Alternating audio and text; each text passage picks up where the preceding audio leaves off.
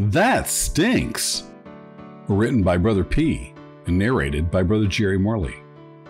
If you are familiar with the Gospel blog, then you are probably aware that I make a living working with children with special needs. And this column is about the lessons I have learned from those kids. One particular nonverbal 14-year-old boy I work with, let's call him Chaz, has a highly sensitive sense of smell, or at least I thought so.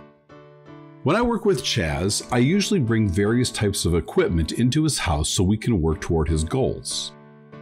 When I started working with him, I would always bring a great big yoga ball for balancing and strengthening activities. However, after about 3 visits, he held the ball close to his nose and sniffed it. And then he made that kind of PU sound, and he did the PU face. You know that face when you squint your eyes, scrunch your nose, turn your head away. So I quickly sniffed the ball, but I couldn't smell anything. I must admit, I do not have the most discerning sniffer.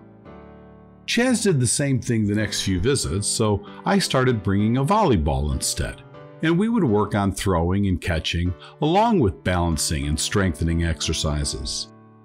After a couple of visits, he started sniffing the volleyball and making the same PU face. Again, I couldn't smell anything.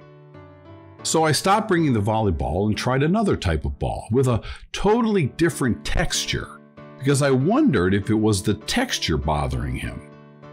The new ball got the same results, PU. Finally, I decided to simply use my hands as manual resistance during the exercises. He really did not like those exercises. Can you guess what he did the same day we started those exercises? Yes, he sniffed my hands and made the PU face. At long last, I realized what he was trying to tell me.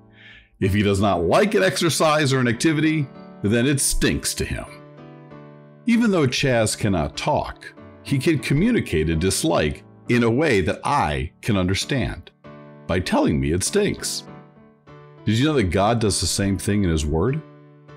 Isaiah 65, 1-5 tells us that a rebellious, sinful people stink to God. I wonder what would happen if, whenever we thought about committing sin, we associated it with smelling bad. Smelling like a dumpster or a diaper or a skunk. What if we said, I'm not going to let that skunk into my home, my car, or even my cell phone. I am not going to let that skunk stink up my mind. In the last verse of Mosiah 4, King Benjamin tells us to watch out for the skunks. I'll let you look it up for yourself.